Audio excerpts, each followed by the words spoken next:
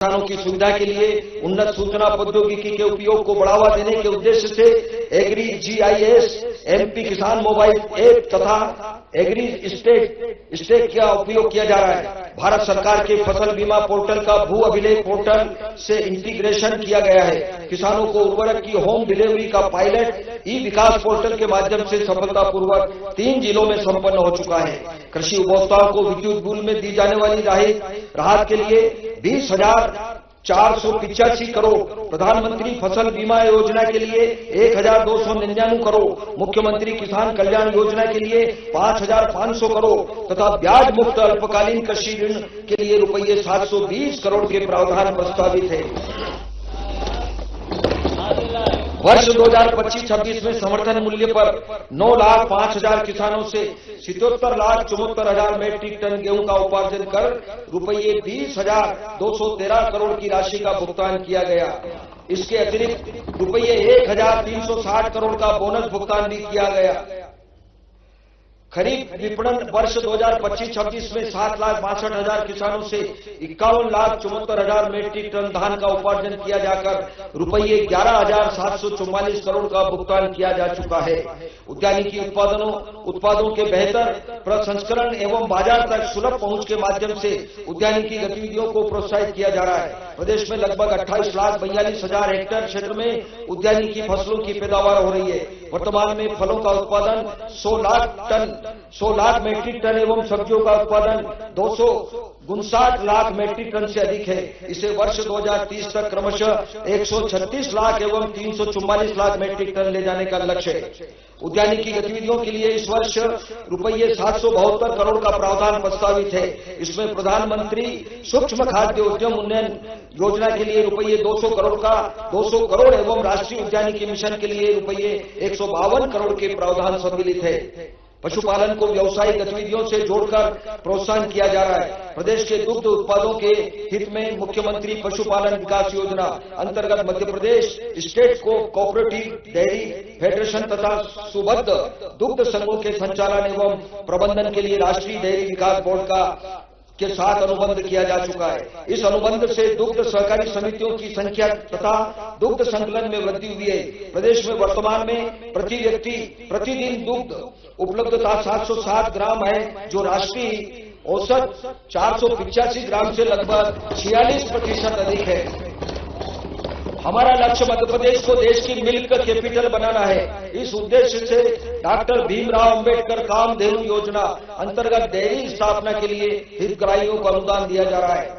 प्रदेश में संचालित लगभग 3,000 गौशालाओं में 4,75,000 गोवंश पालन हो रहा है। गोवंश की उपयुक्त एवं गरिमा पूर्ण देखभाल के लिए प्रदेश में स्वावलंबी गौशालाएं स्थापित करने हेतु नीति तैयार की गई है। इस नीति के अंतर्गत स्थापित होने वाली गौशालाएं आधुनिक पद्धति से संचालित होगी, जिनमें जैविक खाद, पंचगव्य तथा बायोगैस का उत्पादन होगा। पशुपालन गतिविधियों के लिए रुपये 2,364 करोड़ का प्रावधान प्रस्तावित है। इसमें गौ संवर्धन एवं पशुओं का संवर्धन योजना के लिए रुपये 620 करोड़ 50 लाख एवं मुख्यमंत्री पशुपालन विकास योजना के लिए रुपये 250 करोड़ के प्रावधान सम्मिलित है। मत्स्य उत्पादन में निजी भागीदारी को प्रोत्साहित किए जाने के साथ आधुनिक तकनीक के उपयोग को भी बढ़ाया गया है। वर्ष 2025-26 में दिसंबर 2025 तक 3 लाख मैट्रिक टन से अधिक मत्स्य उत्पादन तथा 218 करोड़ स्टैंडर्ड फ्राई मत्स्य बीज का उत्पादन किया गया है। मत्स्य पालन गतिविधियों के लिए रुपये 412 करोड़ 89 लाख का प्रावधान प्रस्तावित है। इसमें प्रधानमंत्री मत्स्य संपदा योजना के लिए रुपये 181 करोड़ एवं मुख्यमंत्री मछुआ समृद्धि योजना के लिए रुपये 150 करोड़ के प्रावधान सम्मिलित है। सहकारिता एक जन आंदोलन है, जो मुख्यतः किसानों को कृषि ऋण, आवास और उपभोक्ता वस्तुओं तक पहुंच प्रदान करता है। प्रदेश सरकार सहकार से समृद्धि के विजन के साथ ई सहकारिता पोर्टल के माध्यम से इस क्षेत्र में पारदर्शिता तथा आधुनिकीकरण की दिशा में कार्य कर रही है। प्रदेश में 4,536 प्राथमिक कृषि सहकारी समितियों के माध्यम से किसानों को शून्य ब्याज पर फसल ऋण उपलब्ध हो रहा है। अपनी बात रखने का अवसर वर्ष 2026-27 हेतु रुपये 25,000 करोड़ का कृषि ऋण इन समितियों के माध्यम से वितरित किए जाने का लक्ष्य है।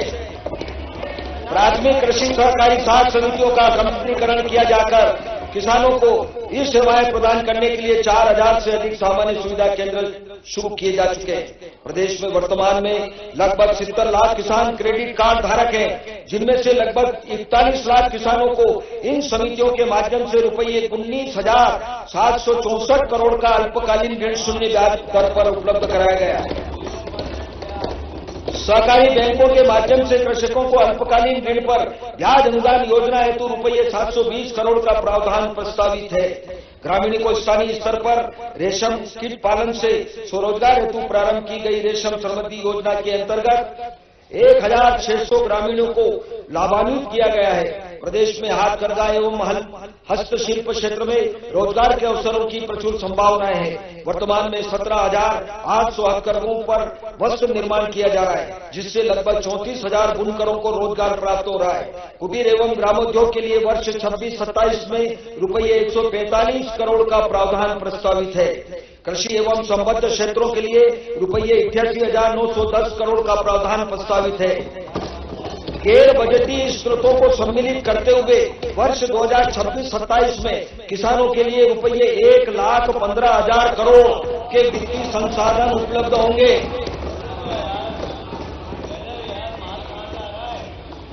गरीब कल्याण, मुझे महाकवि रहीम की पंक्तियां स्मरण में आ रही है।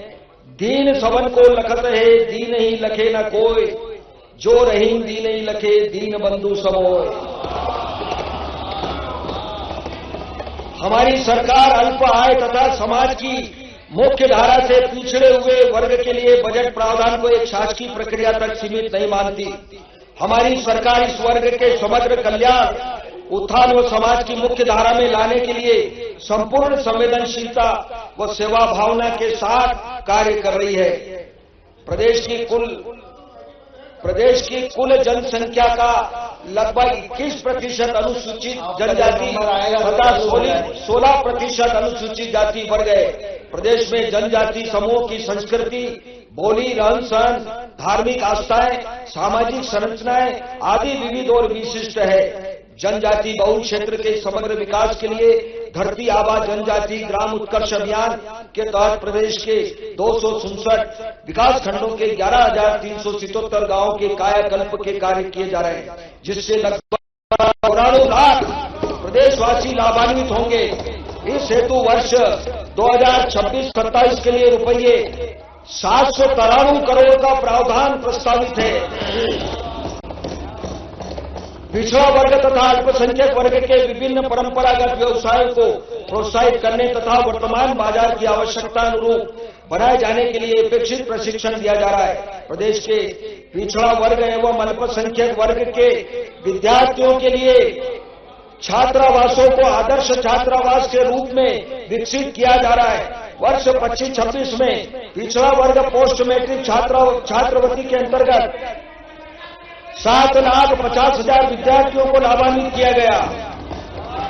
सरदार पटेल कोचिंग योजना अंतर्गत 4,000 विद्यार्थियों को लाभान्वित करने का लक्ष्य है। विमुक्त घुमक्कड़ एवं अर्ध घुमक्कड़ समुदाय को समाज की मुख्य धारा में लाए जाने के लिए प्रचलित योजनाओं तथा छात्रवृत्ति कन्याओं के शिक्षण हेतु प्रोत्साहन, बस्ती विकास, स्वरोजगार आदि को निरंतर रखा गया है। पिछड़ा वर्ग एवं अल्पसंख्यक कल्याण, विमुक्त घुमक्कड़ एवं अर्ध घुमक्कड़ वर्ग के लिए रुपये 1,691 करोड़ का प्रावधान प्रस्तावित है। महोदय, यह खुशी की बात है कि प्रदेश में जीवन प्रत्याशा बेहतर हुई है, परंतु इसका दूसरा पहलू की कार्यशील जनसंख्या की तुलना में वरिष्ठ जनों की संख्या का अनुपात बढ़ रहा है। इस तथ्य के परिप्रेक्ष्य में अधिक आयु के व्यक्तियों के सुगम, स्वस्थ एवं सुरक्षित जीवन यापन के लिए हमारी सरकार पूरी सेवा भावना के साथ कार्य कर रही है। रोजगार के अधिक आकर्षक अवसरों के चलते परिवार के युवाओं का प्रवजन महानगरों की ओर हो रहा है। इससे प्रभावित वृद्धजनों को आवास, पौष्टिक भोजन, स्वास्थ्य सुविधाएं आदि हेतु भोपाल में सर्व सुविधा युक्त वृद्धाश्रम संध्या छाया प्रारंभ किया गया है। समाज के कमजोर वर्गों के लिए संचालित विभिन्न पेंशन योजनाओं के अंतर्गत वर्तमान में 54 लाख से अधिक नागरिकों को लाभान्वित किया जा रहा है। इसके अतिरिक्त राष्ट्रीय परिवार सहायता योजना, दिव्यांगों को आर्थिक सहायता, मुख्यमंत्री कन्या विवाह एवं निकाह योजना, माता पिता भरण पोषण योजना, अटल वयो अभ्युदय योजना आदि में आवश्यक धनराशि की व्यवस्था भी सुनिश्चित की गई है। इन सामाजिक सुरक्षा योजनाओं के लिए रुपये 2,857 करोड़ का प्रावधान प्रस्तावित है।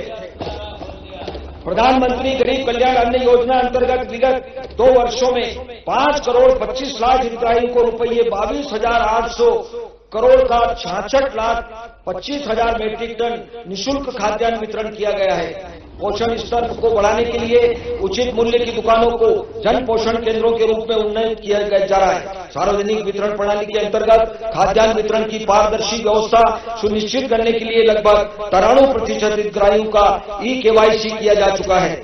प्रदेश को अपनी श्रम शक्ति पर गर्व है। माननीय प्रधानमंत्री जी के नेतृत्व में केंद्र सरकार द्वारा श्रम क्षेत्रों की सेवाओं में बेहतरी लाने के लिए पुराने एवं अप्रासंगिक हो चुके 29 श्रम कानूनों के स्थान पर 4 नवीन श्रम संहिताएं अधिसूचित की गई है। हमारी सरकार ने कारखाना अधिनियम, ठेका श्रम अधिनियम तथा औद्योगिक विवाद अधिनियम में संशोधन किए हैं। श्रमिक व श्रमिक परिवारों के कल्याण के लिए प्रदेश में संचालित मुख्यमंत्री जन कल्याण संबल योजना को निरंतर रखा गया है। प्रदेश में कामकाजी महिलाओं को बेहतर व सुरक्षित वातावरण प्रदान करने के लिए कामकाजी महिलाओं के लिए छात्रावास का निर्माण योजना के अंतर्गत प्रदेश के 4 औद्योगिक क्षेत्रों के निकट 5,772 बेड्स क्षमता के हॉस्टल निर्माणाधीन है। इससे क्षेत्र में जन निजी भागीदारी को भी प्रोत्साहित किया जा रहा है। श्रम विभाग के लिए रुपये 1,335 करोड़ का प्रावधान प्रस्तावित है। गरीब वर्ग के आर्थिक सशक्तिकरण व सुरक्षा में सहायक प्रधानमंत्री जन धन योजना के अंतर्गत अब तक 4 करोड़ 61 लाख खाते खोले जा चुके हैं। प्रधानमंत्री सुरक्षा बीमा योजना में 3 करोड़ 64 लाख, प्रधानमंत्री जीवन ज्योति बीमा योजना में 1 करोड़ 54 लाख तथा अटल पेंशन योजना में 46 लाख पंजीयन है। शासन द्वारा आबादी भूमि पर ग्रामीण क्षेत्रों में निवासरत 46,63,000 परिवारों को 50,000 करोड़ मूल्य की आबादी भूमि पर मालिकाना हक दिया जा चुका है। हमारी सरकार द्वारा निर्णय लिया गया है कि इस भूमि की रजिस्ट्री संबंधी परिवार के पक्ष में कराई जाएगी। इस हेतु स्टाम्प ड्यूटी एवं रजिस्ट्रेशन शुल्क का संपूर्ण व्यय राज्य शासन द्वारा वहन किया जाएगा। इस योजना अंतर्गत रुपये 3,800 करोड़ का प्रावधान प्रस्तावित है। युवा कल्याण, माननीय अध्यक्ष महोदय, हमारी सरकार युवाओं का से आह्वान है, दृढ़ निश्चय के पवित्र भाव से स्वनयनों में विश्वास जगा लक्ष्य भेद चढ़ाना होगा, अंतस को उकसाना होगा।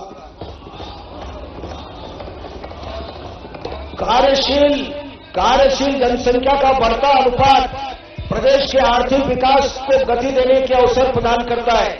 हमारी सरकार युवा वर्ग के लिए गुणवत्तापूर्ण शिक्षा, कौशल विकास, रोजगार के अवसर एवं उनकी आवश्यकताओं तथा आकांक्षाओं की पूर्ति की दिशा में प्रतिबद्धता के साथ कार्य कर रही है।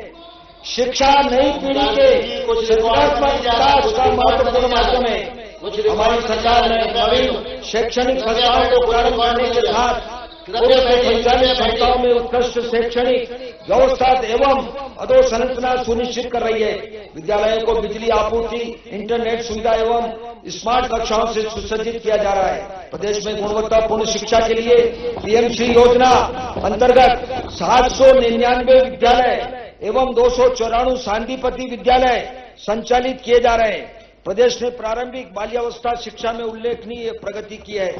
विद्यालयों तक पहुंच आसान बनाने के उद्देश्य से विद्यार्थियों को 4,85,000 साइकिलें प्रदान की गई। इसके अतिरिक्त 94,300 मेधावी विद्यार्थियों को लैपटॉप प्रदान किए गए हैं। प्राथमिक, माध्यमिक तथा उच्चतर माध्यमिक स्तर की कक्षाओं के लिए 15,000 शिक्षकों की नियुक्तियां प्रक्रियाधीन है। विद्यालय भवनों के संधारण एवं रखरखाव के कार्य भी योजनाबद्ध रीति से किए जा रहे हैं। शिक्षा संबंधी प्रमुख योजनाओं जैसे शांतिपनी विद्यालय में रुपये 3,892 करोड़, साइकिलों का प्रदान योजना में रुपये 210 करोड़, पीएमश्री योजना में रुपये 530 करोड़ तथा निःशुल्क पाठ्य पुस्तकों का प्रदान योजना में रुपये 100 करोड़ के प्रावधान प्रस्तावित है। जनजाति कार्य विभाग द्वारा संचालित कुल 25,439 विद्यालयों में 20 लाख विद्यार्थी अध्ययनरत हैं। 94 शांतिपनी विद्यालयों में उत्कृष्ट अधोसंरचना एवं शैक्षणिक सुविधाओं से सुसज्जित किया जा रहा है। वर्ष 2025-26 में लगभग 3,40,000 विद्यार्थियों को रुपये 458 करोड़ से अधिक की पोस्ट मैट्रिक छात्रवृत्ति का भुगतान किया गया।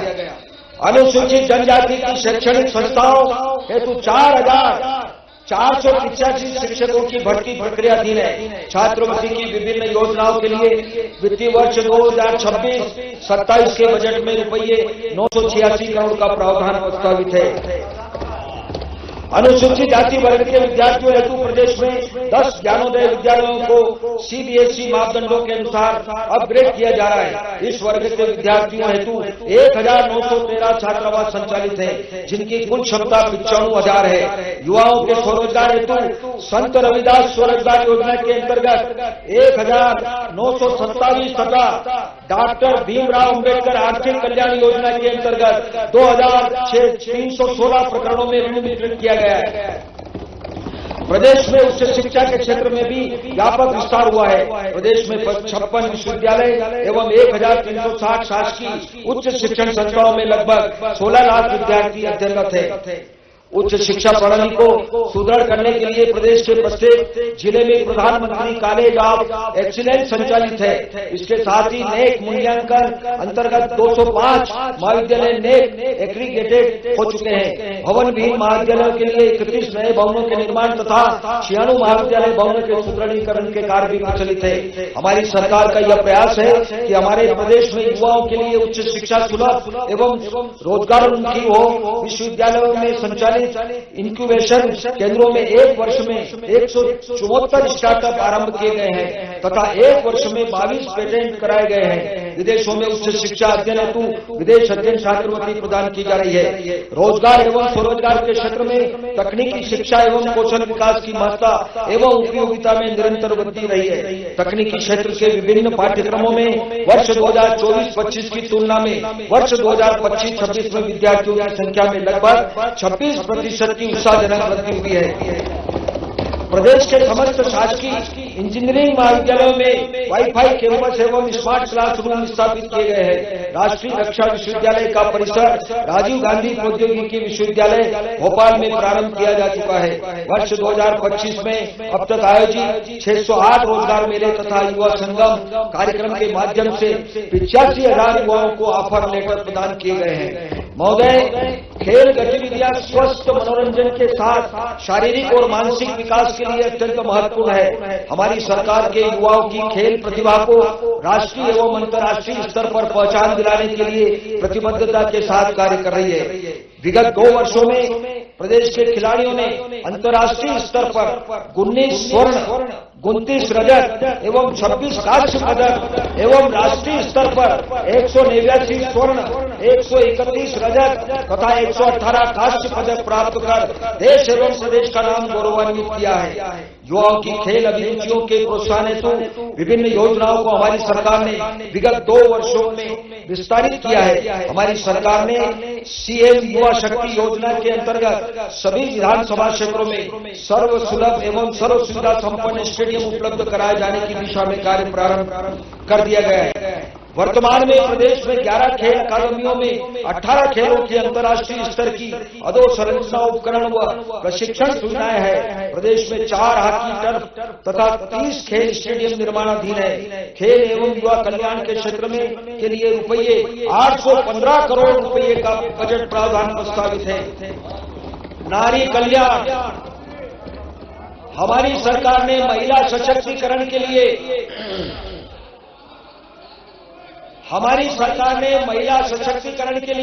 अनेक प्रभावशाली नीतियां और योजनाएं लागू की है।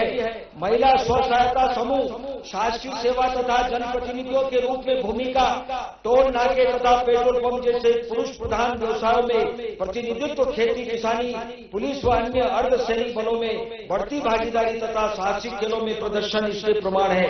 बालिकाओं के जन्म से लेकर उनकी शिक्षा और विवाह तक के लिए प्रदेश में वर्ष 2007 से लागू लाडली लक्ष्मी योजना को और परिणाममूलक स्वरूप देकर 2022-23 से लाडली लक्ष्मी योजना 2.0 लागू की गई है। इस योजना के अंतर्गत अब तक 52,29,000 बालिकाओं को लाभान्वित किया गया। इसके साथ ही योजना में 14,12,000 बालिकाओं को छात्रवृत्ति भी प्रदान की गई। इस योजना के लिए रुपये 1,801 करोड़ का प्रावधान प्रस्तावित है।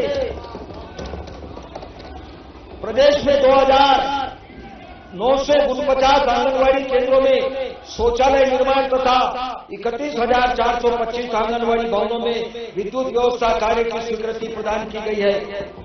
भारत सरकार से 24,662 सक्षम आंगनबाड़ी केंद्रों को विकसित किए जाने की स्वीकृति प्राप्त हुई है, जिसके अंतर्गत smart LED TV, water purifier एवं खिलौने प्रदान किए जाने के साथ पोषण वाटिका का निर्माण तथा रेन वाटर हार्वेस्टिंग की भी स्थापना की जा रही है। पोषण 2.0 अंतर्गत मातृ पोषण, नवजातों एवं शिशुओं का आहार एवं स्वास्थ्य, गंभीर एवं अति गंभीर कुपोषित शिशुओं की चिकित्सा एवं संपूर्ण स्वास्थ्य की व्यवस्था सुनिश्चित की जा रही है। नवीन प्रस्तावित यशोदा दुग्ध प्रदाय योजना के अंतर्गत कक्षा 8 तक के प्रत्येक विद्यार्थी को अतिरिक्त पोषण प्रदाय के उद्देश्य से टेट्रा पैक में दुग्ध प्रदान किया जाएगा।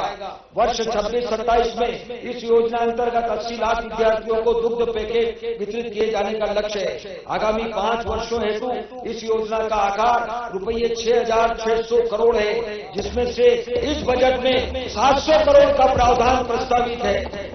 नारी स्वाभिमान एवं स्वनिर्भरता की प्रतीक लाडली बहना योजना में वर्तमान में पंजीकृत महिलाओं की संख्या लगभग 1,25 लाख है। मुझे यह अवगत कराते हुए प्रसन्नता है कि लाडली बहनों को प्रतिमाह देय राशि रुपये 1,250 से बढ़ाकर 1,500 किया जा चुका है।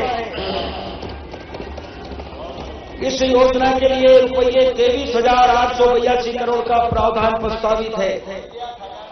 प्रधानमंत्री मातृ वंदना योजना अंतर्गत प्रारंभ से अब तक कुल 51,76,000 हितग्राहियों का पंजीयन किया गया है। वित्तीय वर्ष 2025-26 में रुपये 210 करोड़ का भुगतान किया जा चुका है। इस योजना के लिए रुपये 386 करोड़ का प्रावधान प्रस्तावित है। कामकाजी महिलाओं के लिए आवासीय सुविधा हेतु जिला उज्जैन, धार, रायसेन, भिंड, सिंगरौली, देवास, नर्मदापुरम एवं झाबुआ में सखी निवास निर्माणाधीन है। मुख्यमंत्री उद्यम शक्ति योजना में वर्तमान तक कुल 41,767 स्व सहायता समूह एवं 4,163 महिला उद्यमियों को लाभान्वित किया गया है। हमारी सरकार द्वारा श्रम शक्ति में नारी शक्ति की भागीदारी बढ़ाने और प्रदेश के नौनिहालों को पोषण सुनिश्चित करने के उद्देश्य से आंगनबाड़ियों में 19,000 से ज्यादा पदों पर भर्ती की कार्रवाई की जा रही है। उज्ज्वला योजना के अंतर्गत विगत 2 वर्ष में 6,28,23,000 गैस सिलेंडर रिफिल कर सहायता दी गई है। नारी कल्याण संबंधी विभिन्न योजनाओं के लिए वर्ष 26-27 में रुपये 1,27,555 करोड़ के प्रावधान प्रस्तावित हैं। अधोसंरचना विस्तार तथा संधारण। महोदय, उत्तम अधोसंरचना का प्रदेश के विकास में बहुआयामी योगदान है। इससे उद्योग बढ़ते हैं, रोजगार के अवसर उपलब्ध होते हैं, व्यापार फलता फूलता है, परिवहन सुविधाएं सुगम होती है और नागरिकों को बेहतर जीवन स्तर मिलता है। हमारी सरकार प्रदेश में अधोसंरचना विस्तार की दिशा में निरंतर सुनियोजित कार्य कर रही है। आज प्रदेश में लगभग 1,85,000 किलोमीटर सड़कें हैं, 54 लाख हेक्टेयर में सिंचाई की उपलब्धता है, गांव-गांव में पेयजल पहुंचा है, 25,514 मेगावाट विद्युत उत्पादन है। महोदय, यह आंकड़े स्वयं स्थापित कर रहे हैं कि फल कहीं काफी नहीं होते, आसमान तक पहुंचने के लिए जुनून, जज्बा और हौसला भी चाहिए ऊंची उड़ान के लिए। कृपया बैठिए वित्त मंत्री जी। के लिए केंद्र सरकार की विशेष केंद्रीय सहायता योजना में हमारे प्रदेश का श्रेष्ठ प्रदर्शन रहा है। इस योजना के अंतर्गत विभिन्न मापदंडों के अनुपालन, अपेक्षित सुधार करने एवं चिन्हित योजनाओं को एसएनए स्पर्श पर ऑन बोर्ड करने से प्रदेश को रुपये 13,500 करोड़ की राशि का मिलना संभावित है। किसान कल्याण वर्ष की सार्थकता के लिए सिंचाई सुविधा के विस्तार के बृहद कार्य किए जा रहे हैं। नई सिंचाई परियोजनाओं के निर्माण के साथ यह भी सुनिश्चित किया जा रहा है कि सिंचाई जल के वाष्पीकरण एवं अन्य मानवीय हस्तक्षेपों के कारण होने वाले जल अपव्यय को रोका जाए। इस हेतु सूक्ष्म सिंचाई पद्धति एवं दाब युक्त पाइपों के माध्यम से सिंचाई जल के उपयोग को प्रोत्साहन दिया जा रहा है। प्रदेश में उपलब्ध सिंचाई सुविधा को वर्ष 2029 तक 100 लाख हेक्टेयर किया जाएगा। प्रदेश में 40 बृहद, 60 मध्यम एवं 273 लघु सिंचाई परियोजनाएं निर्माणाधीन है। इन परियोजनाओं के पूर्ण होने पर 27,17,000 किसान लाभान्वित होंगे। हमारा प्रदेश देश का पहला राज्य है जिसने अंतर्राष्ट्रीय नदियों को जोड़ने के महाअभियान का संकल्प लिया है। प्रदेश में 2 राष्ट्रीय परियोजनाओं के माध्यम से 5 बड़ी नदियों को जोड़ने का कार्य प्रगतिरत है। रुपये 44,605 करोड़ की केन बेतवा लिंक अंतर्राज्यीय परियोजना से प्रदेश में 8,51,000 हेक्टेयर क्षेत्र में सिंचाई के साथ 130 मेगावाट विद्युत उत्पादन तथा 44 लाख नागरिकों के लिए पेयजल उपलब्ध होगा। पत्ने 11वां सूक्ष्म दाब सिंचाई परियोजना अंतर्गत पत्ने परियोजना से 1,35,000 हेक्टेयर तथा 11वां परियोजना से 1,15,000 हेक्टेयर भूमि सिंचित होगी। रुपये 35,000 करोड़ की पार्वती काली सिंध परियोजना से 6,16,000 हेक्टेयर क्षेत्र में सिंचाई के साथ 43 लाख नागरिकों के लिए पेयजल उपलब्ध होगा। सिंचाई परियोजनाओं के निर्माण व संधारण के लिए वर्ष 26-27 में रुपये 14,742 करोड़ का प्रावधान प्रस्तावित है।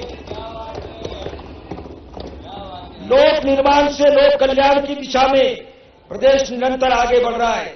वित्त वर्ष 2025-26 में अब तक 2,190 किलोमीटर सड़क के निर्माण तथा 992 किलोमीटर सड़क नवीनीकरण एवं 30 पुलों तथा रेलवे ओवरब्रिज के निर्माण पूर्ण किए गए हैं। इसके अतिरिक्त लगभग 3,000 करोड़ लागत के कार्य जिनमें प्रमुख रूप से 6 लेन कोलार रोड, भोपाल में गायत्री मंदिर से गणेश मंदिर तक फ्लाईओवर तथा दमोह नाका एलिवेटेड कॉरिडोर पूर्ण किए गए हैं।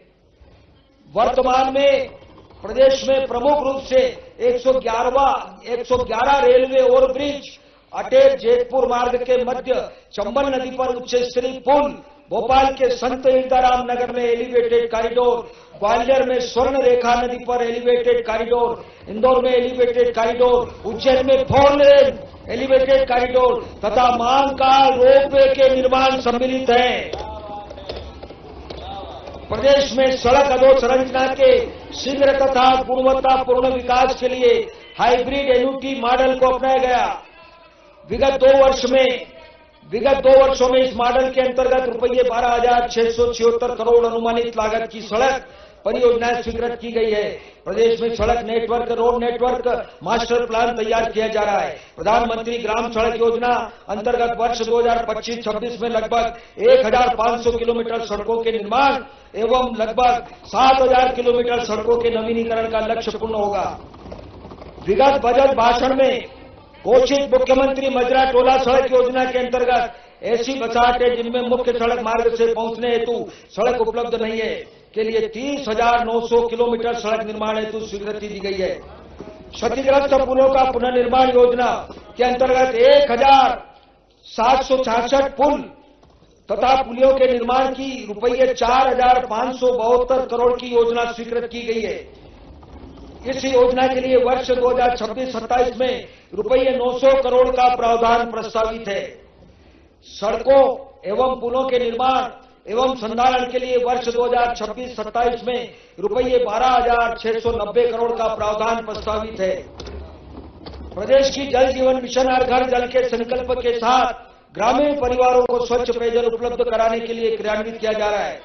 मुझे अवगत कराते हुए प्रसन्नता है कि अब तक 24,411 ग्राम हर घर जल घोषित किए गए हैं। इसके अतिरिक्त लगभग 5,75,000 हैंडपंपों के माध्यम से ग्रामीण बसाहतों में पेयजल उपलब्ध कराया जा रहा है। वित्तीय वर्ष 2025-26 में 4,93,000 से अधिक घरेलू नल कनेक्शन दिए गए हैं।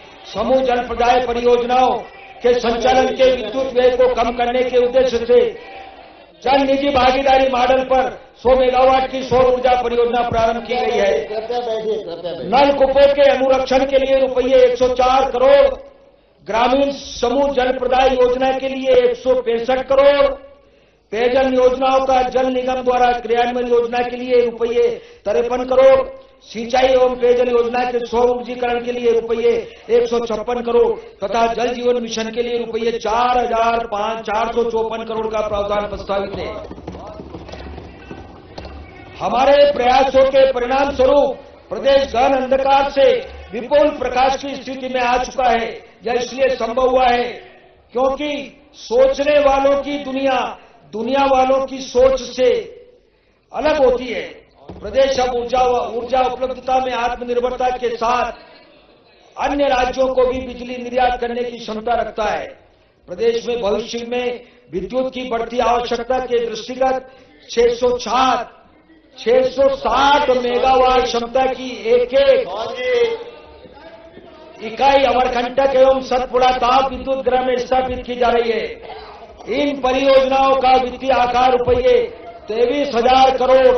इसके अतिरिक्त पुराने हो चुके ताप एवं जल विद्युत गृहों की क्षमता एवं जीवन काल में वृद्धि एवं आधुनिकीकरण के कार्य भी किए जा रहे हैं। हमारी सरकार वर्ष 2030 तक नवीनीकरण ऊर्जा क्षमता को 500 गीगावाट तक ले जाने के राष्ट्रीय लक्ष्य में उल्लेखनीय योगदान के लिए योजनाबद्ध रीति से कार्य कर रही है। प्रदेश के निवेश सुगम वातावरण के कारण 170 मेगावाट क्षमता की नीमच सोलर परियोजना हेतु मात्र ₹2.15 प्रति यूनिट की प्रतिस्पर्धी दर प्राप्त हुई है।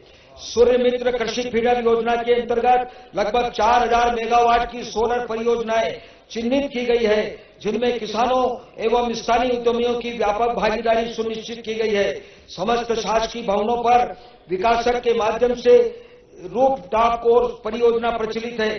राज्य में निरंतर स्वच्छ ऊर्जा उपलब्ध कराने हेतु 24 घंटे फ्लैट ब्लॉक नवीनीकरण ऊर्जा आपूर्ति परियोजना प्रस्तावित है, जो विश्व की अपनी तरह की पहली परियोजना होगी।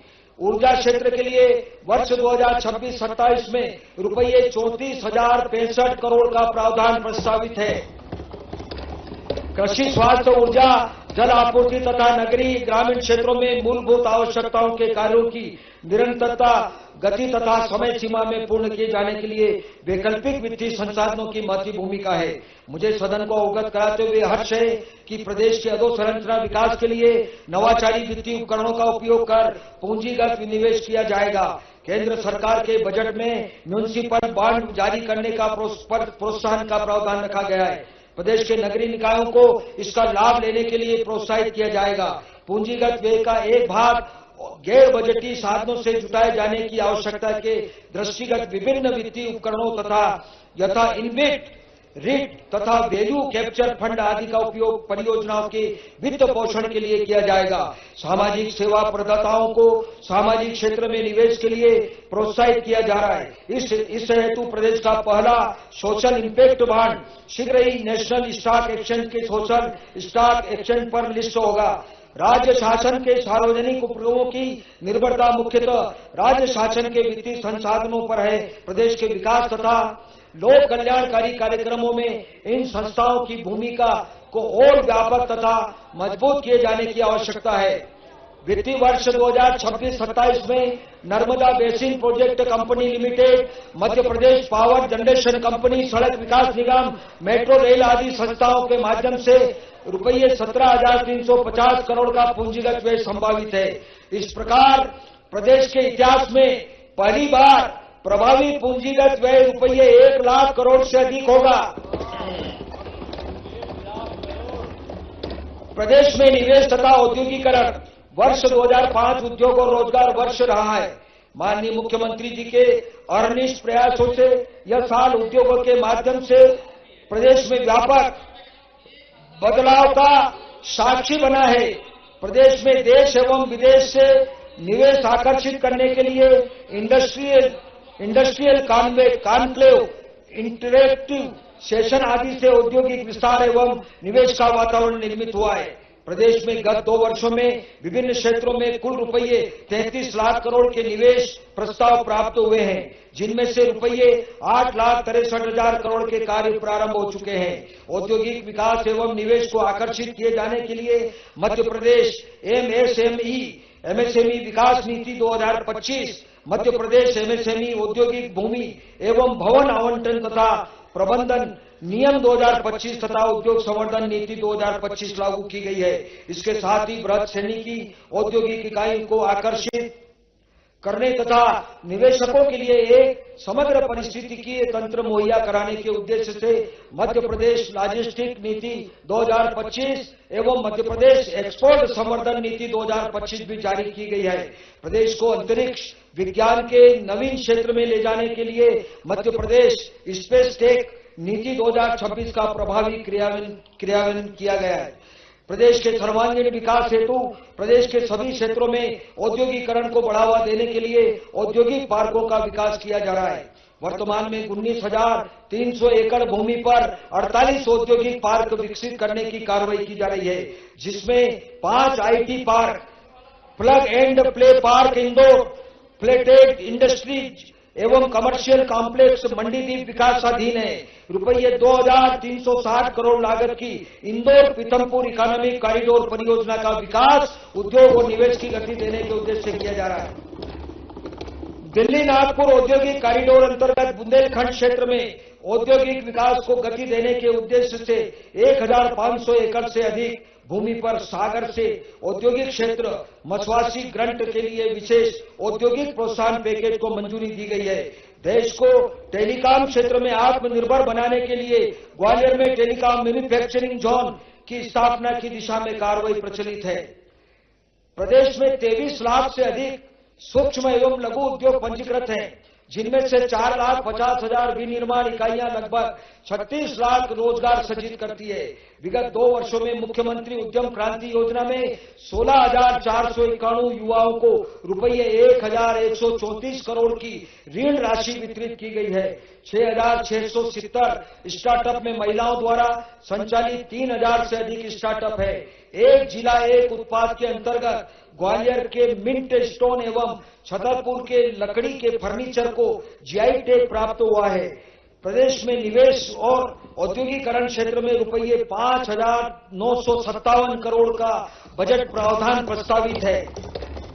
स्वास्थ्य सेवाएं, स्वास्थ्य मानव की पूंजी है। हमारी सरकार स्वास्थ्य सेवाओं को और अधिक सुदृढ़ तथा प्रत्येक नागरिक तक गुणवत्तापूर्ण उपचार सुविधा की उपलब्धता के लिए प्रतिबद्ध है। मुझे यह अवगत कराते हुए खुशी है कि डिजिटल स्वास्थ्य पहल वाले अग्रणी प्रदेशों में हमारा प्रदेश है। प्रदेश के 55 जिला चिकित्सालय, 158 सिविल चिकित्सालय, 348 सामुदायिक स्वास्थ्य केंद्र, 1,442 प्राथमिक स्वास्थ्य केंद्र तथा 10,256 उपस्वास्थ्य केंद्रों में कुल 48,000 बिस्तर उपलब्ध है। नए मऊगंज एवं पाटुना में नए जिला चिकित्सालय की स्थापना की कार्रवाई प्रचलन में है। प्रदेश में पहली बार जोखिम वाले दूरस्थ क्षेत्रों में निवासरत गर्भवती महिलाओं हेतु स्वास्थ्य संस्थाओं के 228 बर्थ वेटिंग रूम स्थापित किए गए हैं। हमारी सरकार ने चिकित्सा शिक्षा के विस्तार में ऐतिहासिक कार्य किए हैं। विगत 2 वर्षों में प्रदेश में 5 नए शासकीय चिकित्सा महाविद्यालय प्रारंभ किए गए हैं। शासकीय चिकित्सा महाविद्यालय में एमबीबीएस पाठ्यक्रम की 2,275 सीट से बढ़ाकर 2,850 एवं स्नातकोत्तर के लिए 1,262 सीट से बढ़ाकर 1,468 सीट हो गई है। इंदौर, रीवा एवं सतना के चिकित्सा महाविद्यालयों के उन्नयन के साथ भोपाल, इंदौर, रीवा, जबलपुर, सागर, ग्वालियर के शासकीय चिकित्सा महाविद्यालयों में उन्नत चिकित्सा सेवाओं की व्यवस्था की गई है। महोदय, मुझे सदन को यह अवगत कराते हुए खुशी है कि हमारी सरकार निजी क्षेत्र की सहभागिता से चिकित्सा महाविद्यालयों की स्थापना का नवाचार कर रही है।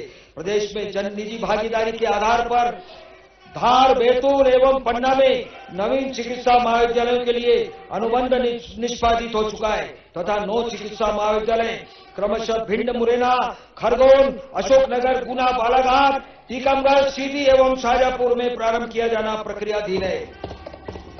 लोक स्वास्थ्य संवर्ग के चिकित्सकों के 3,850 पदों तथा नर्सिंग अधिकारियों के 1,256 पदों पर भर्ती की कार्रवाई प्रक्रियाधीन है। बहुप्रशंसित प्रधानमंत्री जन आरोग्य योजना आयुष्मान में 4 करोड़ 46 लाख से अधिक कार्ड जारी किए गए हैं। इसी प्रकार 70 वर्ष से अधिक आयु के नागरिकों हेतु आयुष्मान व्यय वंदना योजना के तहत 15,48,000 आयुष्मान कार्ड बनाकर हमारा प्रदेश देश के अग्रणी राज्यों में शामिल है। इस योजना अंतर्गत 1,118 शासकीय चिकित्सालय एवं 720 निजी चिकित्सालय संबद्ध है। इस योजना के लिए वर्ष 2026-27 हेतु रुपये 2,139 करोड़ का प्रावधान प्रस्तावित है। भारतीय चिकित्सा पद्धति के माध्यम से निदान एवं उपचार उपलब्ध कराने की दिशा में हमारी सरकार निरंतर कार्य कर रही है।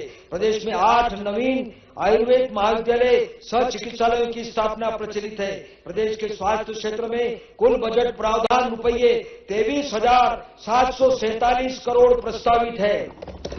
प्रदेश में अधोसंरचना के विस्तार, औद्योगिक निवेश, जलवायु संतुलन, सुरक्षा एवं ईज ऑफ लिविंग के लिए अपेक्षित वातावरण होने से प्रदेश में नगरीकरण बढ़ रहा है। अतः हमारी सरकार नगरों के सुनियोजित विकास के लिए प्रतिबद्धता के साथ आगे बढ़ रही है। प्रदेश में नगरीय विकास एक महत्वपूर्ण चरण में है, जहां आधुनिक तकनीक, हरित ऊर्जा और सार्वजनिक परिवहन इस विकास के मुख्य घटक हैं। भोपाल एवं इंदौर में बहुप्रतीक्षित मेट्रो रेल का संचालन प्रारंभ हो चुका है। प्रदूषण मुक्त यातायात के उद्देश्य से पीएम ई बस सेवा अंतर्गत कुल 972 इलेक्ट्रिक बसों के परिवहन की स्वीकृति दी गई है। भोपाल, इंदौर, ग्वालियर, जबलपुर, सागर और उज्जैन में 472 ई बसों का संचालन हो रहा है। हरित विकास को प्रोत्साहित किए जाने हेतु मध्य प्रदेश ई वाहन नीति 2025 प्रभावशील की गई है। महोदय, मुझे यह अवगत कराते हुए प्रसन्नता है कि भोपाल तथा Indore metropolitan region development authority के गठन की अधिसूचना जारी की जा चुकी है। मेट्रोपॉलिटन रीजन में सभी आवश्यक बुनियादी सुविधाओं के साथ निवेश और रोजगार के अवसर भी उपलब्ध होंगे। सुव्यवस्थित नगरीय एवं हरित विकास की दृष्टि से इंटीग्रेटेड टाउनशिप नीति 2025 लागू की गई है। प्रधानमंत्री आवास योजना शहरी के क्रियान्वयन में प्रदेश का अग्रणी स्थान है। इस योजना अंतर्गत अब तक 8,77,000 आवास निर्मित हो चुके। अगले 5 वर्षों में 10 लाख नए आवासों के निर्माण का लक्ष्य है। पीएम स्वनिधि योजना अंतर्गत 1,79,000 शहरी पथ विक्रेताओं को रुपये 408 करोड़ का ब्याज मुक्त ऋण प्रदान किया गया है। प्रदेश के नगरीय निकायों में वार्ड स्तर पर अधोसंरचना विकास को गति देने के लिए नवीन प्रस्तावित द्वारका नगर योजना अंतर्गत आगामी 3 वर्षों में रुपये 5,000 करोड़ का निवेश लक्षित है।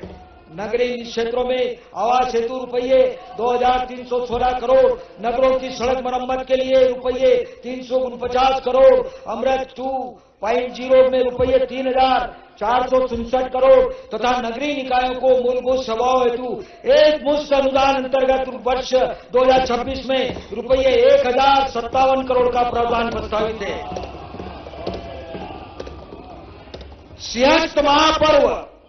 सिंहस्थ महापर्व भारतीय संस्कृति और हिंदू धर्म का एक अत्यंत पवित्र और विशाल आध्यात्मिक समागम है।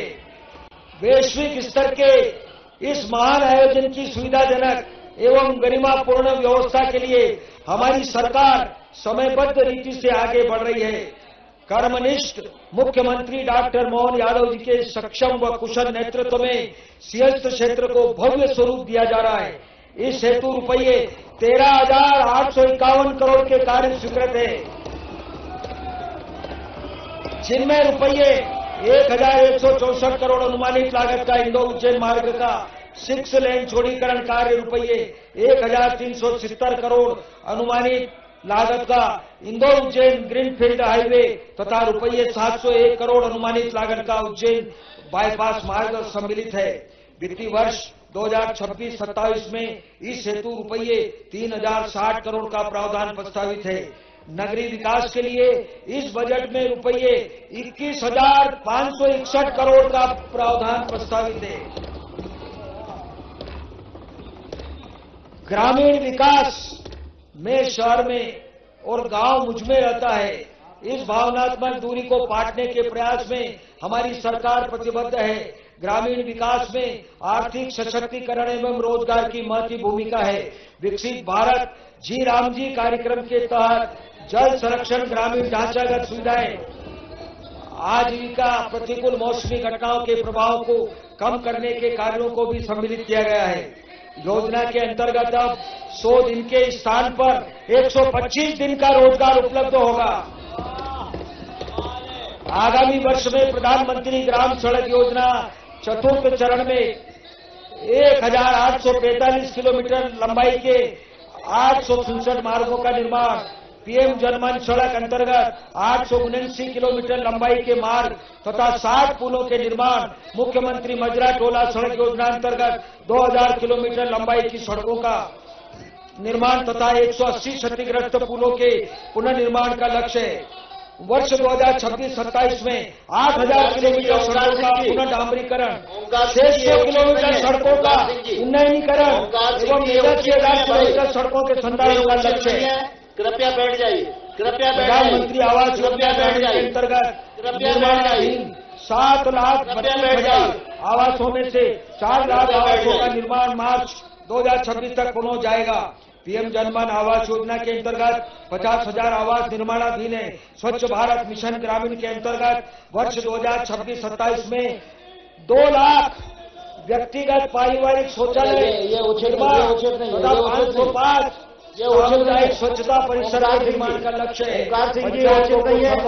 ये उचित नहीं है। विकास में सहायता देने के उद्देश्य से मूलभूत सेवाओं तथा ये 3,736 करोड़ का प्रावधान प्रस्तावित है। विकास से संबंधित महत्वपूर्ण योजनाओं तथा प्रधानमंत्री आवास योजना के लिए रुपये 6,850 करोड़, विकसित भारत जी राम जी योजना के लिए रुपये 10,428 करोड़, प्रधानमंत्री जनमन योजना आवास के लिए 900 करोड़, प्रधानमंत्री जनमन योजना सड़क के लिए रुपये 603 करोड़, प्रधानमंत्री पोषण शक्ति निर्माण एवं सहायक योजनाओं के लिए रुपये 1,884 करोड़, राष्ट्रीय ग्रामीण आजीविका मिशन एवं सहायक योजनाओं के लिए रुपये 807 करोड़, स्वच्छ भारत मिशन ग्रामीण के लिए रुपये 400 करोड़ तथा प्रधानमंत्री कृषि सिंचाई योजना के लिए 300 करोड़ के प्रावधान प्रस्तावित है। पंचायत एवं ग्रामीण विकास के लिए वर्ष 2026-27 में रुपये 40,062 करोड़ का प्रावधान प्रस्तावित है। ग्रीन बजट, मध्य प्रदेश को देश का हरित प्रदेश कहा जाता है।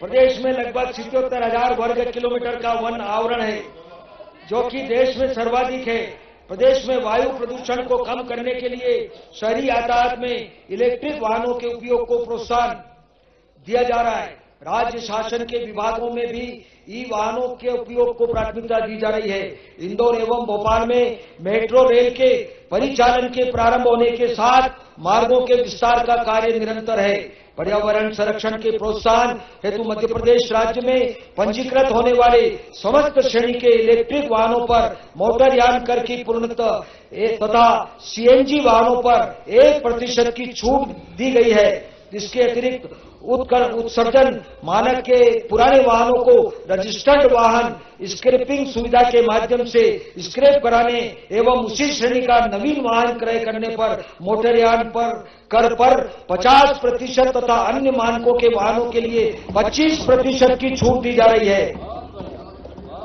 माननीय महोदय, छाया मनस्य कुर्वन्ति तिष्ठन्ति स्वयमात्वे फलांदी पर्यात्य वृक्षा सत्पुरा इव, अर्थात वृक्ष दूसरों को छाया देते हैं, खुद धूप में खड़े रहते हैं।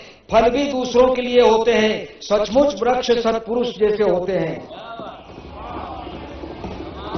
वनांचल में निवासरत नागरिकों की वन प्रबंधन में भागीदारी तथा वनों से जीविकोपार्जन का स्रोत निरंतर बनाए रखने के लिए हमारी सरकार निरंतर प्रयासरत है।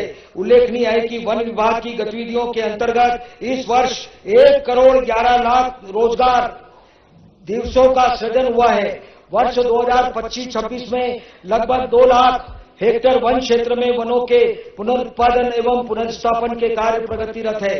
वर्ष 2026-27 में लगभग 2 लाख हेक्टेयर वन क्षेत्र उपचारित किए जाने का लक्ष्य है। इस वर्ष 5 करोड़ 88 लाख पौधे रोपित किए जाने के साथ अविरल निर्मल नर्मदा योजना के तहत 5223 हेक्टेयर क्षेत्र में रोपण तैयारी एवं भूजल संवर्धन कार्य किए गए हैं। इस वर्ष 10 हेक्टेयर क्षेत्र में चंदन प्रजाति का वृक्षारोपण किया गया है। प्रदेश में 9 टाइगर रिजर्व के अतिरिक्त सागर जिले में डॉक्टर भीमराव अंबेडकर अभ्यारण्य तथा सोपोर जिले में जहानगढ़ अभ्यारण्य स्थापित किए गए हैं।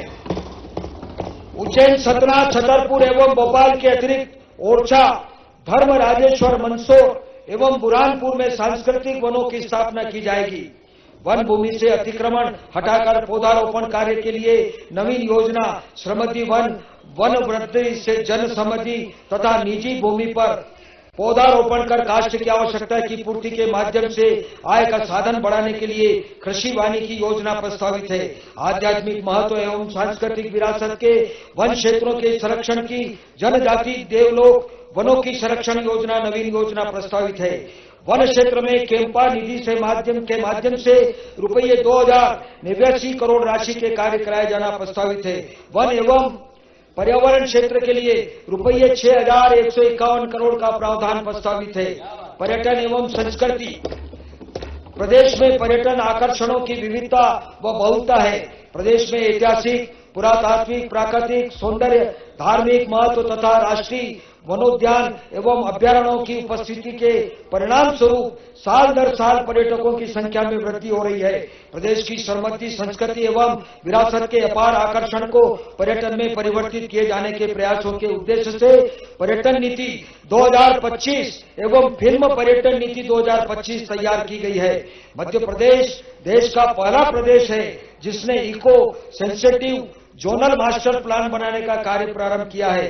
ओंकारेश्वर, भोजपुर, सलकनपुर, रायसेन किला, जानापाव, भेड़ाघाट से 64 योगिनी एवं नरवर किले में रोप वे प्रस्तावित है। धार्मिक एवं सांस्कृतिक पर्यटन को प्रोत्साहित करने के लिए प्रदेश में रुपये 900 करोड़ से अधिक लागत के 17 सांस्कृतिक एवं धार्मिक लोगों के निर्माण कार्य पूर्णता की ओर है। हमारी सरकार के विशेष प्रयासों से प्रदेश की संस्कृति एवं विरासत को वैश्विक मान्यता प्राप्त हुई है। इसके सुखद परिणाम स्वरूप ग्वालियर किला, भोजपुर मंदिर सहित प्रदेश के 15 स्थल यूनेस्को विश्व विरासत की अंतिम सूची में सम्मिलित हुए हैं। बुंदेलखंड अंचल में पर्यटन की असीम संभावनाओं के दृष्टिगत पर्यटन स्थलों का वैश्विक स्तर पर विकास किया जा रहा है। खजुराहो को 50 वैश्विक प्रतिस्पर्धी पर्यटन गंतव्य योजना के अंतर्गत वैश्विक पर्यटन स्थल के रूप में विकसित किया जा रहा है। धार्मिक आस्था और ऐतिहासिक धरोहर के संगम ओरछा का विकास आइकॉनिक पर्यटन स्थलों का वैश्विक स्तर पर विकास योजना के अंतर्गत किया जा रहा है। महेश्वर में देवी अहिल्या लोक को एक विशिष्ट सांस्कृतिक केंद्र के रूप में विकसित किया जा रहा है, जिसमें संस्कृति कल्प वृक्ष यात्रा के माध्यम से इतिहास को संजीव एवं प्रभावशाली रूप से प्रस्तुत किया जाएगा। इसी प्रकार ग्राम केरियाखेड़ी महेश्वर को क्राफ्ट हैंडलूम विलेज तथा कुक्षी को क्राफ्ट टूरिज्म विलेज के रूप में विकसित किया जा रहा है। अनुसूचित जनजाति की जीवंतता को अभिव्यक्ति देते अलंकारिक शिल्प सृजन के लिए आदिवर्त जनजाति एवं लोक कला राज्य संग्रहालय खजुराहो में देश की पारंपरिक कलाओं के प्रथम गुरुकुल की स्थापना की गई है। मध्य प्रदेश की जनजाति बोलियों के मौखिक साहित्य को पुस्तक के रूप में प्रकाशित कर जनजाति गीतों तथा गायन परंपरा को आधुनिक माध्यमों में संरक्षित किए जाने के कार्य किए जा रहे हैं। देश में पहली बार मध्य प्रदेश के 5 घुमंतु तथा विमुक्त घुमंतु पारदी कुछ बंदिया, बंजारा, गाडलिया, लुहार और बेड़िया समुदायों की विलुप्त होती बोलियों के शब्द संचय की पृथ्वी और टॉकिंग डिक्शनरी निर्माण का कार्य किया गया है। हमारी सरकार वरिष्ठ जनों को देश के प्रमुख तीर्थ स्थलों की यात्रा की सुविधा प्रदान कर वरिष्ठ जनों के प्रति अपने कर्तव्यों का निर्वहन कर रही है। मुख्यमंत्री तीर्थ दर्शन योजना में वर्ष 2025-26 में 9,600 वरिष्ठ जनों को तीर्थ कराई गई। इस योजना अंतर्गत बजट में रुपये 50 करोड़ का प्रावधान प्रस्तावित है। प्रदेश में वायु मार्ग में यातायात की सुविधा के विस्तार के कार्य किए जा रहे हैं। रीवा से खजुराहो, इंदौर, चित्रकूट, भोपाल, नई दिल्ली तथा दतिया से भोपाल के मध्य उड़ानों का संचालन प्रारंभ हो चुका है।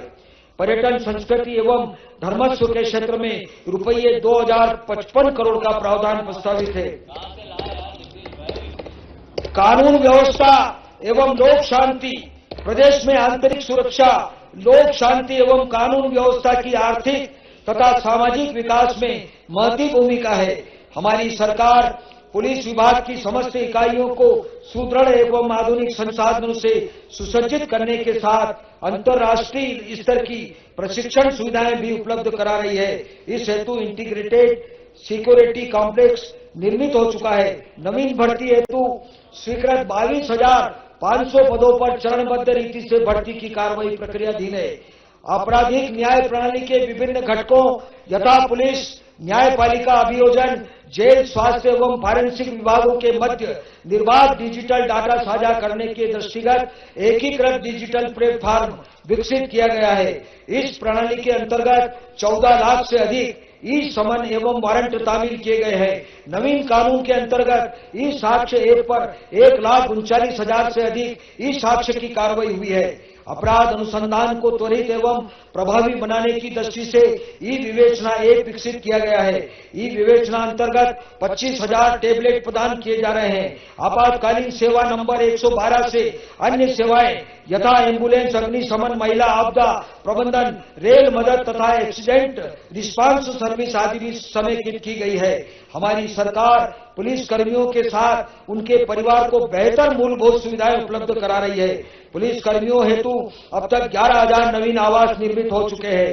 प्रशासकीय भवनों के अंतर्गत 254 थाने, 199 पुलिस चौकी तथा 24 प्रशासकीय भवन निर्मित किए जा रहे हैं। प्रदेश की समस्त जेलों में वीडियो कॉन्फ्रेंसिंग की सुविधा उपलब्ध है। वर्ष 2025-26 में 1,000 अतिरिक्त वीडियो कॉन्फ्रेंसिंग कक्ष स्वीकृत किए गए हैं। गरीब बंदी सहायता योजना के क्रियान्वयन में प्रदेश का प्रथम स्थान रहा है। मुझे यह घोषित करते हुए गर्व है कि हमारे प्रदेश के दृढ़ प्रतिज्ञ मुख्यमंत्री जी के नेतृत्व में प्रदेश से नक्सल समस्या समाप्त किया गया है। इस हेतु नक्सल प्रभावित क्षेत्र की जनता, सेवारत शासकीय सेवकों एवं पुलिस बल की सराहना करता हूं।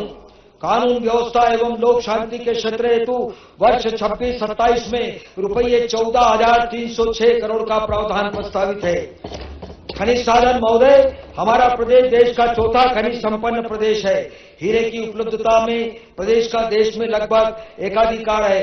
हमारा प्रदेश खनन सुधार, नीलामी, पारदर्शी खनन व्यवस्था के आधार पर भारत सरकार द्वारा जारी स्टेट माइनिंग रेडिनेस इंडेक्स में प्रथम स्थान पर है। पन्ना के हीरे को जीआई टैग प्राप्त हुआ है। खनिज आधारित उद्योगों के विस्तार तथा निवेश आकर्षित करने हेतु अगस्त 2025 में संपन्न स्टेट माइनिंग कॉन्क्लेव में रुपये 56,414 करोड़ के निवेश प्रस्ताव प्राप्त हुए हैं। भू प्रबंधन, हमारी सरकार ने भूमि संबंधी प्रकरणों के त्वरित निराकरण के लिए राजस्व न्यायालयों में न्यायिक एवं गैर न्यायिक कार्यों के लिए पृथक प्रशासनिक व्यवस्था की है। जियो फेंसिंग तकनीक से फसल गिरदावरी से किसानों को फसल की क्षति 10 में राहत का लाभ समय पर मिल सकना संभव हुआ है। वर्ष 2025-26 में रुपये 2,068 करोड़ से अधिक की सहायता राशि वितरित की गई है।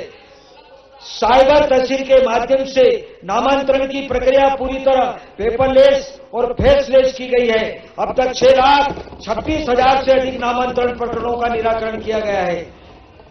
शासकीय कार्यप्रणाली में नवाचार व सुधार, सुशासन का अर्थ नागरिक केंद्रित प्रशासन के माध्यम से पारदर्शिता के साथ लोक सेवाओं को जनता तक पहुंचाना है। हमारी सरकार सदैव नवीन एवं बेहतर प्रक्रियाओं को कार्य पद्धति में सम्मिलित करने में अग्रणी रही है।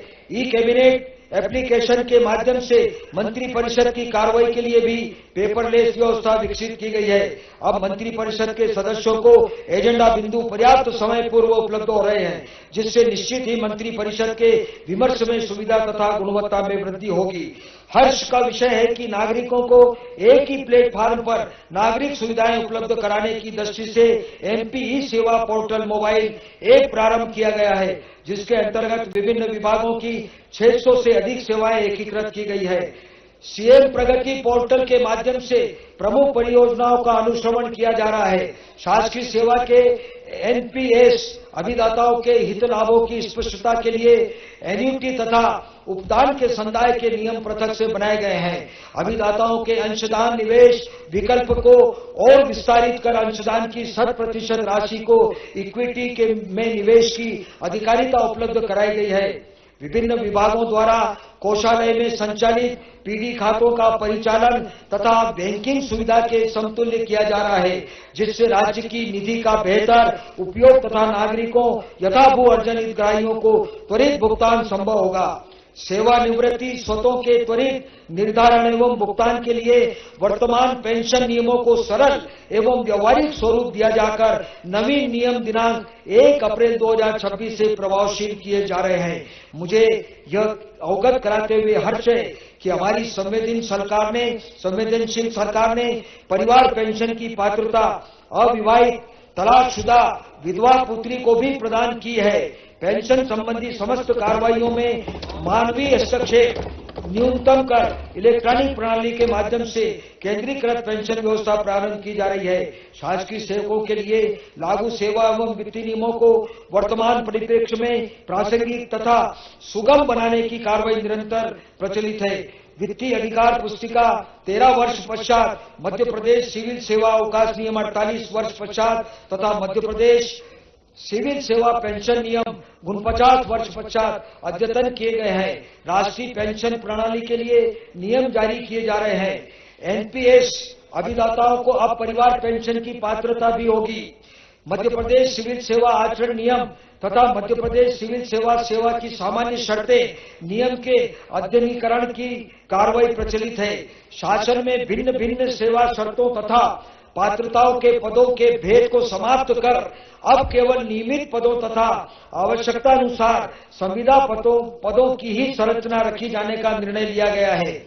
इस निर्णय से शासकीय सेवकों को लाभ होगा तथा शासन को उनके हित लाभों के निर्णय लेने में सुविधा होगी। शासकीय सेवकों की भविष्य निधि में जमा होने वाली राशियों से के सटीक लेखांकन एवं त्वरित भुगतान के लिए ईजीपीएफ एवं ईडीपीएफ की प्रणाली विकसित की गई है। शासकीय कर्मचारी सामान्य भविष्य निधि से नियमानुसार निर्धारित राशि का अग्रिम आहरण स्वयं कर सके, इस हेतु आवश्यक सुविधा विकसित की जाएगी। प्रदेश के लगभग 7 लाख कार्मिकों के वेतन देयकों का जनरेशन भी केंद्रीकृत व्यवस्था से किया जा रहा है। इस व्यवस्था से सभी शासकीय सेवकों को प्रतिमाह नियत तिथि पर वेतन प्राप्त होना सुनिश्चित हुआ है। व्यक्तिगत एवं हितग्राहियों को किए जाने वाले भुगतानों को सहज, पारदर्शी तथा त्रुटिहीन बनाने के लिए डिजिटल करेंसी प्रणाली सीबीडीसी को सफलतापूर्वक लागू किया गया है।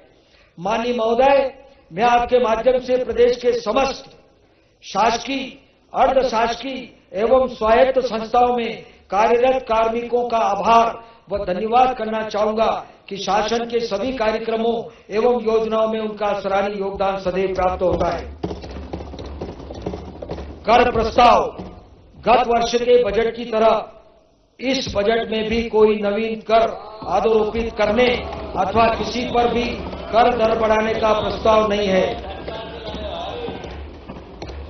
राज्य का सकल घरेलू उत्पाद, प्रदेश के सकल घरेलू उत्पाद में वर्ष 2011-12 से वर्ष 2025-26 की अवधि में प्रचलित भावों पर औसतन 12.73% की वृद्धि दर परिलक्षित है। वर्ष 2025-26 हेतु राज्य के सकल घरेलू उत्पाद का पुनरीक्षित अनुमान रुपये 16,69,750 करोड़ है, जो वर्ष 24-25 से रुपये 1,67,322 करोड़ अधिक है। पुनरीक्षित अनुमान वर्ष 2025-26 वित्त वर्ष 2025-26 के पुनरीक्षित अनुमान के अनुसार कुल राजस्व प्राप्तियां रुपये 2,79,233 करोड़ तथा राजस्व व्यय रुपये 2,79,226 करोड़ अनुमानित है। राजस्व आधिक्य का पुनरीक्षित अनुमान रुपये 7,26 लाख है। राजकोषीय घाटे का पुनरीक्षित अनुमान रुपये 74,323 करोड़ है, जो सकल राज्य घरेलू उत्पाद का 4.45% है। पूंजीगत निवेश की विशेष सहायता योजना अंतर्गत भारत सरकार से प्राप्त ऋण तथा वित्तीय वर्ष 2021-22 से 2024-25 की अवधि की अनुपयोगित ऋण सीमा की राशि राजकोषीय घाटे की निर्धारित सीमा 3% के अतिरिक्त है।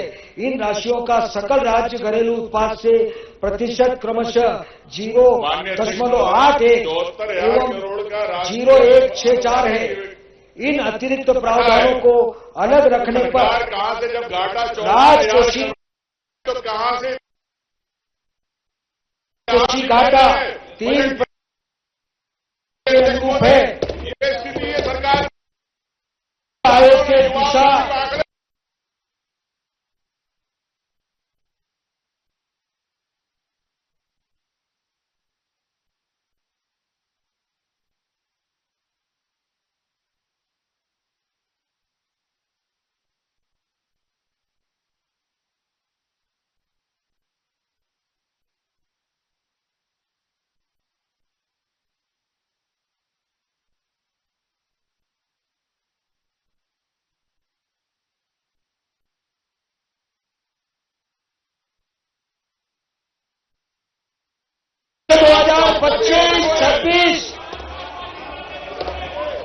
पुनरीक्षित बजट अनुमान की तुलना में वर्ष 2026-27 के लिए प्रस्तुत की जा रहे बजट के आकार में 11% तथा राज्य के सकल घरेलू उत्पाद में 10.69% वृद्धि हुई है। राजस्व प्राप्तियां 26-27 में कुल राजस्व प्राप्तियों का बजट अनुमान रुपये 3,08,703 करोड़। राजस्व प्राप्तियों में राज्य करोड़ से प्राप्तियां रुपये 1,17,663 करोड़ तथा केंद्रीय करों में प्रदेश के हिस्से के अंतर्गत प्राप्तियां रुपये 1,12,137 करोड़ अनुमानित है।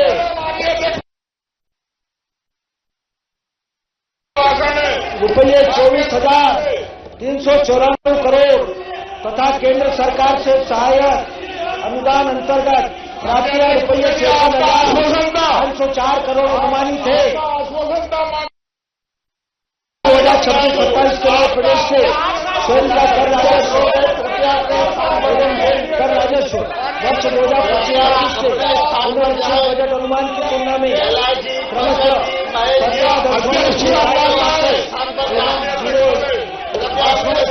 17.4% अधिक होने के बजट अपनी बात राज्य का 2025-26 अनुमान रुपये 2,79,234 करोड़, जिसमें रुपये 29,469 करोड़ की राशि 2026-27 के लिए रुपये 3,08,703 करोड़ का प्रावधान प्रस्तावित है। ये आसन देखिए अपमानना विनियोग आश्वासन वर्ष 2026-27 के लिए कुल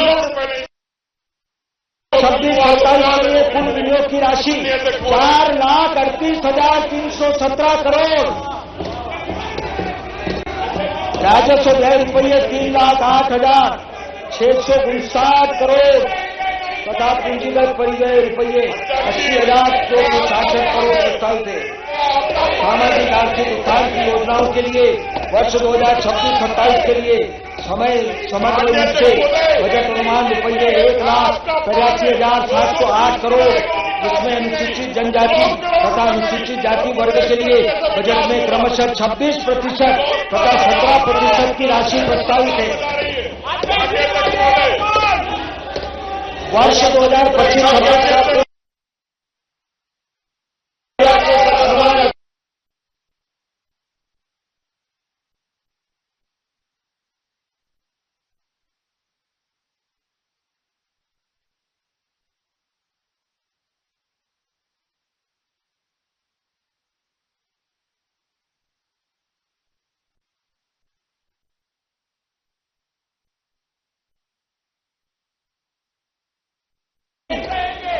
शुद्ध लेन देन के लिए वर्ष 2025-26 का पुनरीक्षित बजट अनुमान रुपये 54 करोड़ 20 लाख का है। वर्ष 2026-27 की कुल प्राप्तियां रुपये 3,89,397 करोड़ तथा कुल व्यय रुपये 3,88,925 करोड़ अनुमानित होने से वर्ष 2026-27 शुद्ध लेन देन रुपये 452 करोड़ अनुमानित है। आपके निर्देश के बावजूद राज्य के सकल घरेलू उत्पादन निर्धारित है। 230 सरकार द्वारा पूंजीगत निवेश के लिए राज्यों को विशेष सहायता योजना में वर्ष 2026-27 के लिए रुपये 16,200 करोड़ दीर्घकालिक ब्याज ऋण का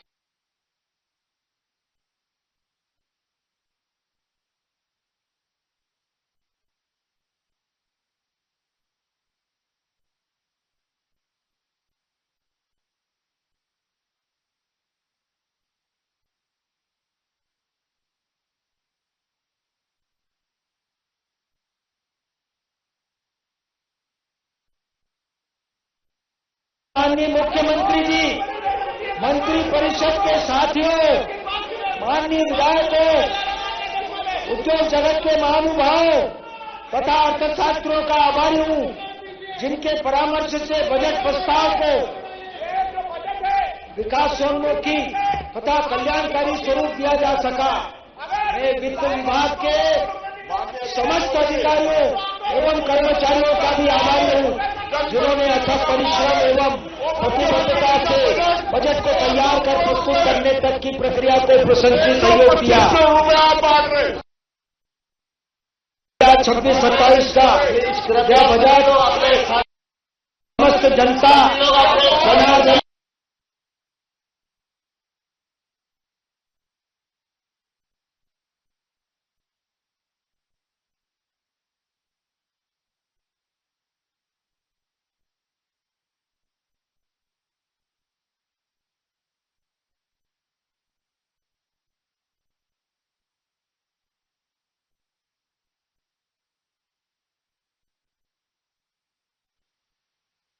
आज का प्रतिबिंब है। यह केवल आय और व्यय का लेखा जोखा नहीं है, बल्कि 21वीं सदी के आत्मनिर्भर मध्य प्रदेश के निर्माण का भविष्य लेख है। इन प्रस्ताव में परंपरा का बोध है तो परंपरा का परिमार्जन भी है। यह आज का है, परंतु अतीत को खंगालता है और भविष्य में झांकता है। महोदय, आपके साथ 230 आखिर सरकार किसे कहते हैं? सरकारें होती किसलिए है? सरकार वही है जो सुख दुख में जनता के साथ खड़ी रहे। 74,000 करोड़ रुपए का घाटा। सरकार वही है जो विकास और जन कल्याण के बिना एक पल भी चैन के साथ न ले। जब आपके पास 2 करोड़ नहीं है, सरकार वही है जो नागरिकों का जीवन और सुखमय आनंदमय बना दे। सरकार वही है जो जन जन की जिंदगी बदल दे, और हमारी सरकार ऐसी सरकार है। आज इस सुअवसर पर मैं प्रदेश की जनता का आभार व्यक्त करते हुए कहना चाहूंगा, घाटे का बजट पड़ा जा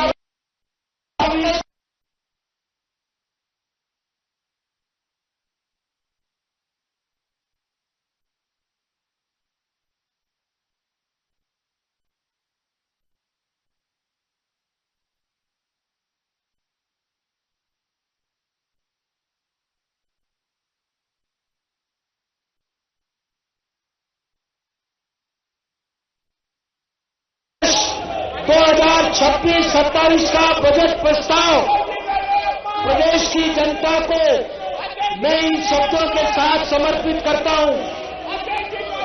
दीप बन जलते रहे, दीप बन जलते रहे, पुष्प बन खिलते रहे, लोक मंगल के लिए चलते रहे, चलते रहे। जय हिंद, जय मध्य प्रदेश।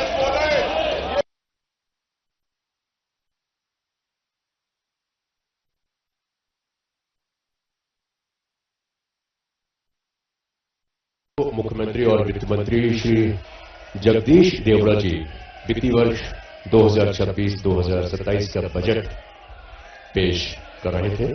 और इस बार इस बजट की खास बात यह है कि परंपरागत जो ब्रीफकेस होता था उसकी जगह टैबलेट कर दी है। टैबलेट से पूरा बजट पेश किया गया है।